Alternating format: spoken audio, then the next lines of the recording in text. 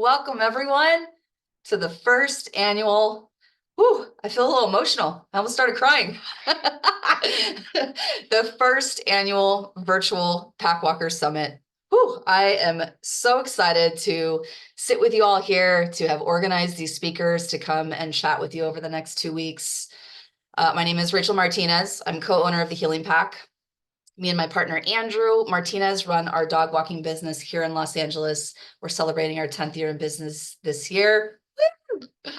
And yeah, I just wanted to tell you and start off telling you a little bit about why I formed this Packwalker Summit. And so, when I became a Packwalker over almost 17 years ago now, it really was just a lot of single dog walkers. Like if I saw another pack walker or someone that had like 2 to 3 dogs, I would be so excited, eager to connect. It was just such a rare thing. And since then, the industry has really shifted. I mean, wow, there's just a pack walker in almost every city now. It's so incredible seeing all these dogs get to go out and socialize together. And, when I first used to go to workshops, when I became a dog walker, I really used to get a lot of, I'd kind of get talked down to. People would act like pack walkers didn't really understand dog behavior, that they weren't really trainers. It was just people that were like trying to make a bunch of money and throw a bunch of dogs together. And like, I really had this dream of becoming like the world's best dog walker. This was like this image in my mind of being like the best. And to be honest, when I first started, being the best was about me being superior. Like I wanted to be the best so that I could be better than you. And I actually didn't care if anybody else was good too. It felt really good for me to be good at what I did. And I can really honestly own that. I wasn't connected to other people. I didn't care as much about us all learning and growing together. And through the course of being a pack walker, that has completely shifted. Like over the years, I really began to understand how connecting the pack was, not only for me and my clients, but also for me and other dog pros to connect and learn together. And I was really privileged from the get-go to network with some other amazing walkers who really helped me grow and evolve. My hopes at this point in time is that I could create something that I wish that I had had to start. And so my hopes with this virtual Packwalker Summit is that we could grow some community. There could be some opportunities for ongoing education. If you're a newer walker or just wanting to build your skills, that there's opportunities to find mentorships and people that you can teach, that you can learn from, and also people that you can teach.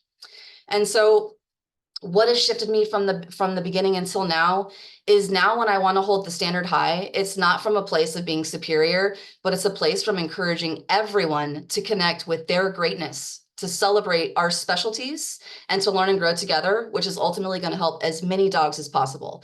It's not that there needs to be one great dog walker. There's room for many great dog walkers, and we can really all grow and build and learn together.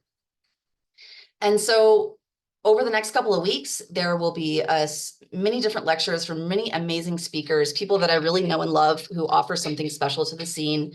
And my partner, Andrew, is going to be doing a video on how to safely navigate the dog park on Wednesday. Always a controversial topic, always an interesting one. Andrew's a great person to host it, and I can't wait to watch it. But you can check out our website or Instagram for the full details of all the different lectures over the next couple of weeks. And so my lecture today, why energy matters. Look, like we hear it all the time, all this talk about energy. And like, to be fair, I think it would be helpful for me to share a bit of my story, how I started with dogs and like how energy and working with it has shaped and evolved my business and also like just my own growth personally. And so where did it all start? I grew up here in Southern California. My grandma rescued feral animals. We constantly had dogs coming and animals like coming in and out of the house. I was always around animals in some capacity, but like I didn't ever consider that there was something like a career with dogs. That just wasn't something that I was aware of. I graduated high school. I went straight into an aerospace engineering company, and I took on a really intense job because I was estranged from my family. I was having a hard time fitting in. Honestly, I was just feeling really lost in my personal life. I was feeling really lonely. And ultimately, like, I ended up going to this doctor who gave me a blessing and told me that I needed a lifestyle change, that there honestly wasn't anything wrong with me, that I was like 18, 19 years old, almost on the verge of a stomach ulcer. And it was because my life was filled with stress. And that really kind of awakened something in me. And right at the same time, Cesar Millan was coming on TV, and I was like, who's this guy? Who's this guy coming in? I mean, I honestly had never seen a professional dog trainer work a dog ever before. So like just seeing Cesar on TV was like a huge deal for me. And the way that he talked about like personal accountability, taking ownership of your own behavior and seeing how that impacted your dogs, that really gravitated, that like really resonated with me. There was also the piece that I really liked about like having control from someone who was feeling like very out of control in their life. Like that concept of like having control over something was very appealing to me. I also wanted to help dogs, but honestly, it felt good for me to be empowered in something when everything else felt chaotic around me.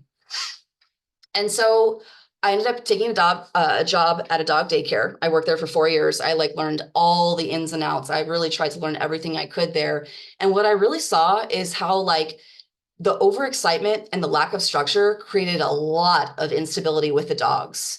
And I started noticing how the dogs that were getting kicked out were usually needing support, advocation, and going way more slowly. These were not like Cujo dogs. These were not dogs that were like explicitly bad or wrong or had some crazy behavior problems that couldn't be managed. They just like weren't in the right environment.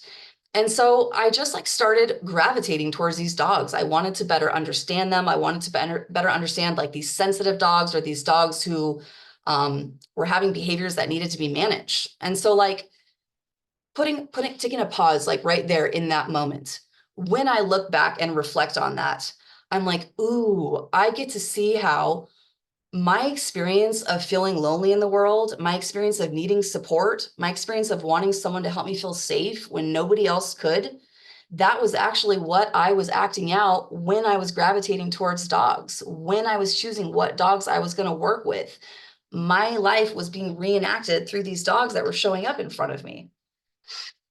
And so, like, when I look back at this moment, I'm not looking back with judgment. I'm not looking back going like, oh my God, I wish I would have done things differently. I'm going, wow, that makes so much sense. Why I was leading from that place. Why, when what the driving forces at the time were pushing me towards certain places.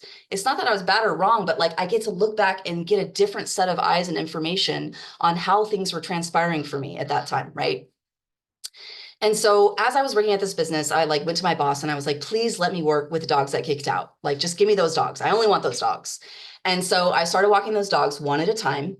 And then slowly but surely, I was like, okay, maybe I can start walking these dogs together. Like, they don't seem that crazy. They just don't work well at our daycare, which literally has like no direction, no leadership. It's chaos. I get it. You know, it made sense. And so I started taking on more and more of these like problem dogs. And like, here's the thing is like filling your life with a problem dog or a whole pack of them is a really great way to avoid being with yourself. And like, it's a hard truth to look at, but when we're seeking out tons of instability and filling our life with it, we have to look at why. Why is that magnetizing me there? The other piece that came with that is we started becoming the people that will take any dog. Like our business started becoming the dog walker for bad dogs. And so I literally had an entire pack of management dogs. And to be honest, it felt kind of good. It felt good to be respected as that person. It did not feel good to manage that pack of dogs. I liked that other trainers were like, oh, we got this crazy dog, send it to Rachel and Andrew. They won't turn it down. I was like, no, we won't. Oh, the lessons we had to learn. And so, you know, I was starting to see like this pattern developing. I really couldn't quite put my finger on it, but I could see that nobody was bringing me their chill dogs anymore. Nobody. I just wasn't getting soft, gentle, easy dogs. Something about my energy was bringing in something else, and I wanted to understand why. And so, you know, like aside from nobody bringing me any chill dogs, I also was noticing that the clients that I was connecting with had huge emotional needs that I could not fill. Like I didn't know how to guide other humans through these tough moments because I was feeling super volatile. Like, what could I possibly offer you? I'm also like a student coming out of high school thinking I'm going to tell you how to be a leader. And most of my clients are usually 20, 30, 40, 50 years older than me. And so like there was a lack of life experience that I could bring into that situation to even bring the empathy to coach through those tough moments. I just hadn't experienced enough yet. Not to say that you can't, but my capacity was not there just yet. And so like that led to me being tired all the time. I had like little to no times for my passions or expressing myself. I felt like I had to be perfect all the time because if I didn't, things were going to fall apart. It was like things were just being maintained in place, and it took so much effort to do so that I literally like there was no room for me afterwards. And so right around that time, I got my ass handed to me for the first time. And what happened was I had two dogs that were meeting for the first time, and I decided to introduce them in my car, where that did not go well. And they had a horrible dog fight in which I got really mauled, I got badly mauled separating them. I had to take 2 months off work. Like it completely shifted my entire journey up until that point. I finally had dogs that like really wanted to cause harm to each other, and I did not know what I was doing. I put myself and those dogs in an unsafe position, and I can look back and say that now. There's no ego there. I understand what I did, and I see how that played out. And like, it's a really humbling moment when you get a dog bite for the first time, a serious one, because you're really going to learn how much you don't know. And you're also going to have plenty of moments to reflect on what direction you're going. I remember my mom came to me and she's talking to me on the phone as I'm en route to the emergency room. And she's like, "You're done with this, right?" And I was like, "Absolutely not." Like every part of me actually doubled down in that moment. It actually doubled down and said, let's keep going. I think I actually thought I was going to use my tenacity to force my way right through that. And it was going to get better from that place if I just worked harder. And so like, I was like, okay, so if I just build my skills more, this won't happen again, right? I'll just like keep going out, keep going to workshops. And I literally took so many workshops. I mean, I sought out all the like aggression specialists and people like that. I went anywhere that I could to learn, but I still wasn't finding like a huge change in the way that dogs were being influenced in my realm. And also like I was not feeling good. I wasn't feeling good in my body. My clients were not achieving as much success as I could, and I was getting stuck. I could feel how my life was like filled with all these dogs, all this energy and all this pressure, but I couldn't figure out how to shift the intensity on my end. It felt like my passion was running out. I was getting closer towards burnout, and I knew if things didn't shift, I was going to stop working with dogs entirely, like completely. I just didn't know what more I could do at this point. As fate would have it, right at this time, the universe started putting people, opportunities, and practices that would encourage me to get to know myself on a deeper level in my world. And so like I kept hearing about this energy thing, but really the only way that I knew how to lead was with control and force. I had very few of those Zen moments with my pack. It felt like a huge undertaking. My own personal capacity energetically was shifting dramatically from day to day as I was encountering like my own personal triggers and just like going on in the rest of my life, just trying to be a normal human outside of what's going on with the pack. And so like at this point, the only way that I'd heard about shifting energy was to do yoga or to meditate to get calm. And to be honest, like I hated both. It was like fucking torture. It felt unbearable. It felt like there was so much going on inside me that it was damn near impossible to get to a place of quiet or stillness without having absolute panic and discomfort just racing through my body.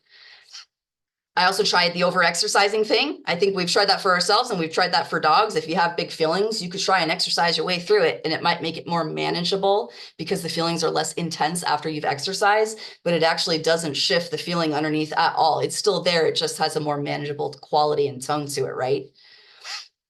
And so I just was like really feeling this desire. I wanted to know what peace felt like. I wanted to learn how to hold and guide myself through tough moments. I'd gone as far as I could on my own. I'd read some books. I tried working my way through it, but like I felt stuck. I knew that I needed support. And so like one of my coaches gave me this really beautiful analogy about like, how do you know when to ask for support? There is a huge difference between a paper cut and cutting your whole arm off. One can heal on its own and one cannot. So like when you have something that's coming up with repetition, like when you're feeling stuck and it's coming up over and over and over again, that's when you call in support so that you can be held while you heal it together till you can hold it on your own. And so this really led me to heal out therapists, shamans, healers, coaches, anyone who I felt like could shed some sort of light on this journey that I was on. Sometimes you just got to trust that like when you're asking for something from the universe, it's going to find its way to you. You have to trust when there's a will, there's a way. And like the path is not going to be the same for everyone. One of my first coaches encouraged me to get curious about myself again, about my moods, my energy, things I was practicing with consistency, what I enjoyed doing, where was I putting my energy? Then I started really committing to understanding myself more deeply, creating unconditional welcoming around my feelings, working with somatics, breath, sound, movement, and expression to support myself. I really tried it all and allowed myself to explore my own healing work, trying things that felt edgy, things that I'd never tried before, things that challenged what I believed and stretched my capacity of what I believed I could do. It gets to be an exploration. Nobody's going to tell you what you need to be supported.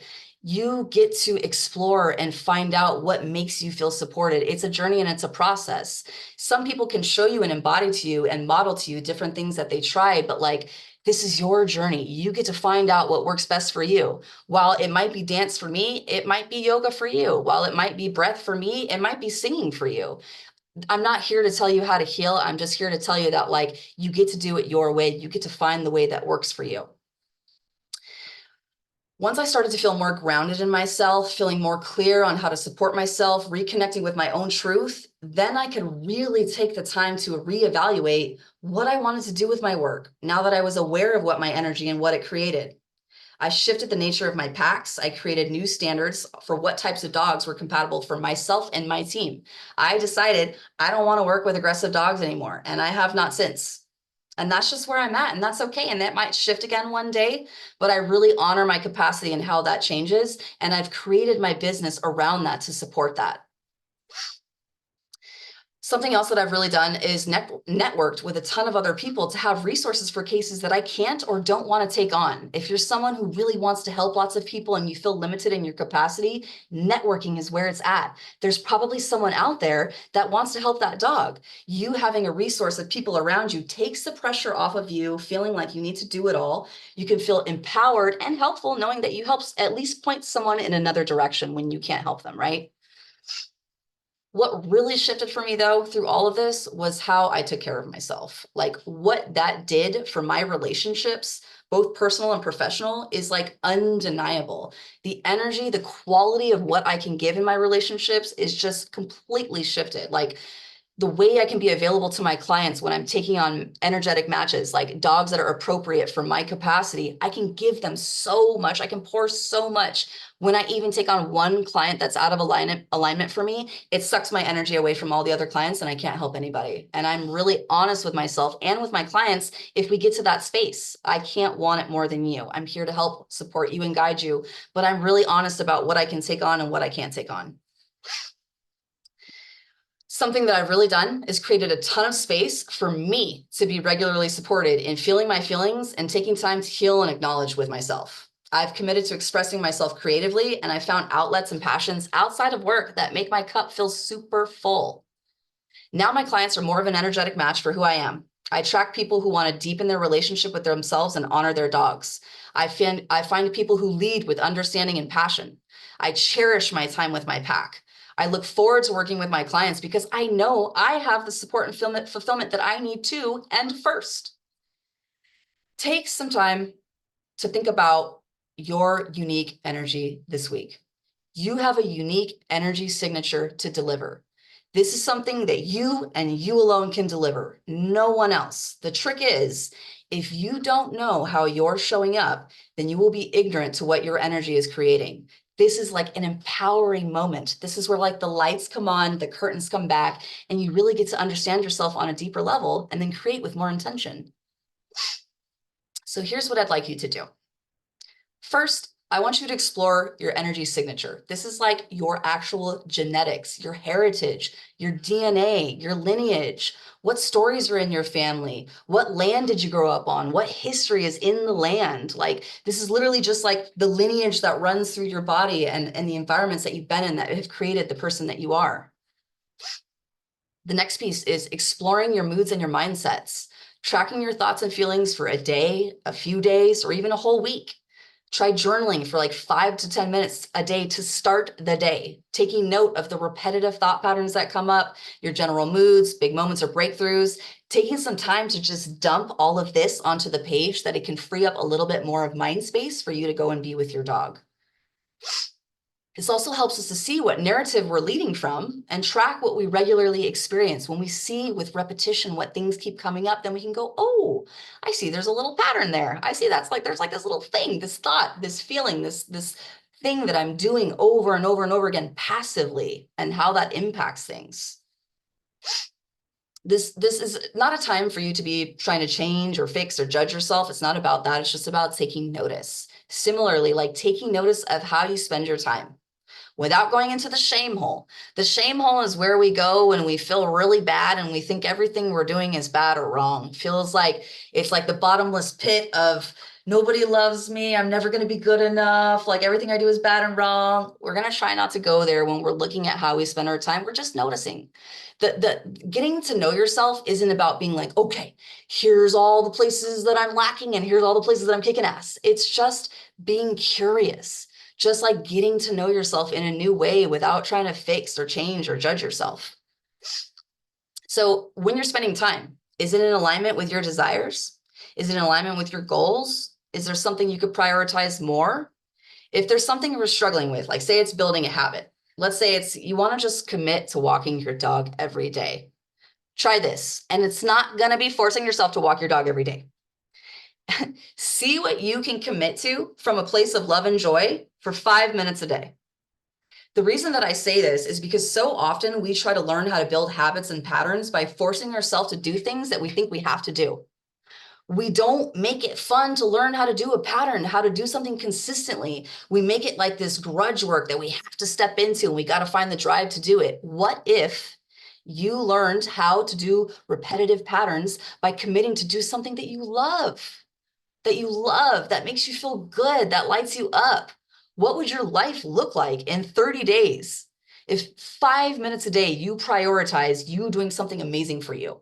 What might your dog walks look like? Knowing, oh my God, even just for 5 minutes, I prioritize me. That's just like a whole different context to create discipline from. We think of discipline as like, and discipline can actually come from a super yummy place if you choose for it to be. Then you can choose to take on more challenging things after you've gotten the repetition of doing something that you enjoy first. Let that be the imprint. Another thing that you can work on are creating some practices and intentional time for you to feel your feelings. This means like you choosing, okay, on Thursdays, I put on my playlist that makes me feel things and I just move. I make sounds, whatever that looks like for you. Maybe you paint, maybe you draw, maybe you write, maybe you sing, but some sort of way for emotion to come through you because you're choosing to. And so like the idea here is like, we choose to intentionally feel our feelings so that when we're out on a walk, it doesn't just come up randomly through a trigger with our dog. When you're getting frustrated about something your dog is doing, I know it seems like it's that thing, but it's actually frustration underneath from something completely different that would like some acknowledgement. So when we start regularly checking in with ourselves, with our feelings, we create a place for intentional emotion to come through rather than projected stuff that just comes out like sporadically at moments when it's not convenient. All that being said, when you have one of those moments, say you're on the walk, big trigger comes up and you're like, oh, I feel frustrated, but I actually cannot be with it right now. I need to bring it down a moment, finish this walk, do what I got to do. What you do in that moment is you make a commitment to yourself. I understand I'm feeling frustrated right now. Later tonight, I have to put a timer on for 10 minutes and I'm going to let my frustration come through. So it's like you holding you accountable to feel your feelings. If you're going to hold it and suppress it in the moment or just keep it manageable in the moment, then come check back in and build trust with yourself that you're going to commit to feeling this at a time when it does feel good for you. So it's like, it's not like you have to suffer through your feelings all the time. You could be like, you know what? I'm at work. I'm feeling grief. This is not the time where I can do that appropriately and in a way that feels safe. I'm going to put a pin in it because I'm committing to myself and I'm going to come back later and then we're going to let her rip. Maybe we put on a movie that really evokes grief and lets the tears flow. Sometimes there can be an indirect path to feeling the feelings. It doesn't always have to be like, okay, so I'm sitting here and I'm letting the feelings come. It could be like, you know what? I felt a little bit of sad today. I'm going to put the saddest song on that I know right now and then see what comes through. Like giving your body and your system permission to let things come online through intention. If when some of these feelings are coming up, they feel too big, and sometimes they will, that's when you call in the support. If you're noticing that the moments it's just feeling like it flares up too big and it feels like you're going to be obliterated by your feelings, it's so appropriate, helpful, supportive to have someone witness you in that. Sometimes it's a friend, sometimes it's a partner, sometimes it's a therapist, a coach, a shaman, a healer, someone who can just sit and see you in your feelings and not make you bad or wrong, not try and fix you, not try and do anything to shift it other than to just witness you, let you be seen in how you're feeling. Wow, the power in that is huge. Just not feeling shameful about what you're feeling. Your feelings are valid. Your feelings are valid. So to bring it around, to close this conversation around energy. Energy work gives us the information and tools to understand why we show up in the way that we do. Then we can be empowered. We can move forward with intention. We can take time to feel our feelings, creating a lifestyle where we're supported first. This impacts our energy center and our capacity. We practice and deepen with ourselves first. Then our energy is squeaky clean. It just means we've been held accountable on our feelings. And then we can go influence a dog's behavior. We won't have random outbursts of our own energy, which we then project into our relationship with our dogs. We can be also aware when a dog's behavior is triggering something that feels unintegrated for you. From this place, then we start attracting more compatible dogs and relationships because we're aware.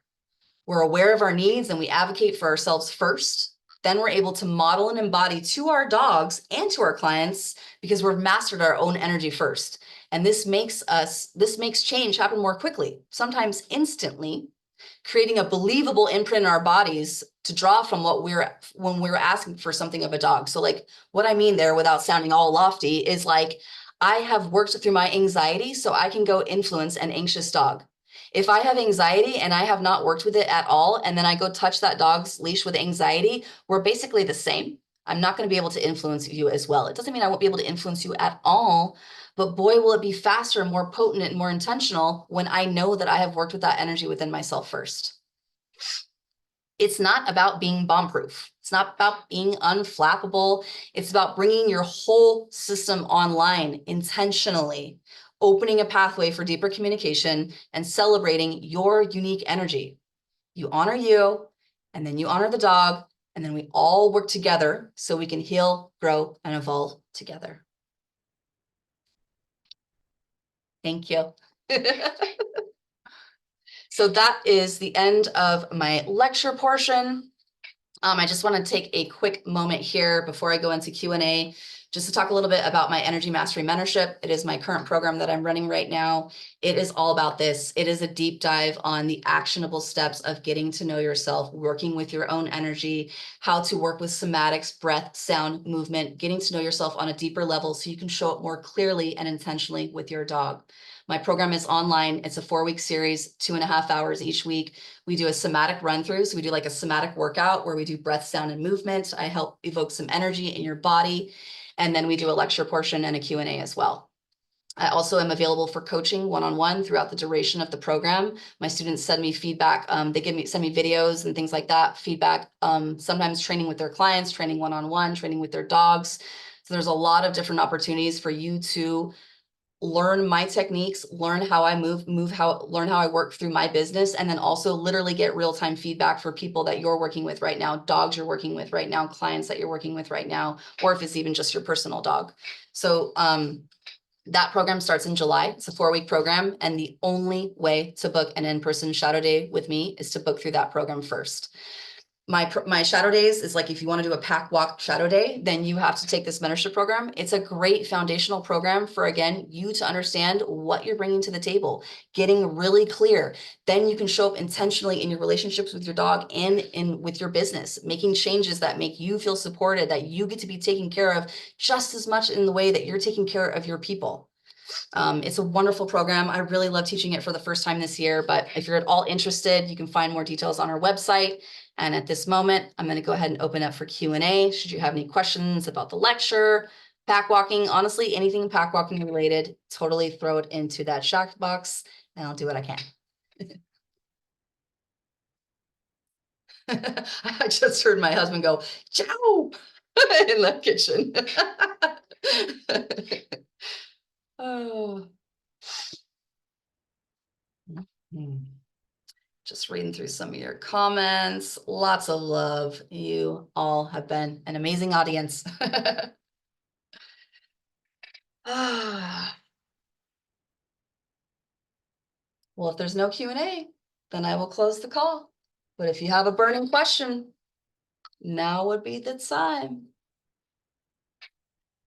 Thank you so much. I appreciate it.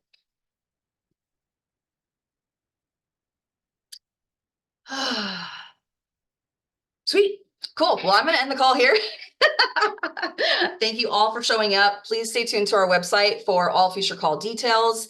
If anything comes up after this call, maybe you have taken some time to process or you're watching this on the replay, shoot me a DM, shoot me an email. I'm totally available. Happy to help. Hope you guys all have a beautiful rest of the evening.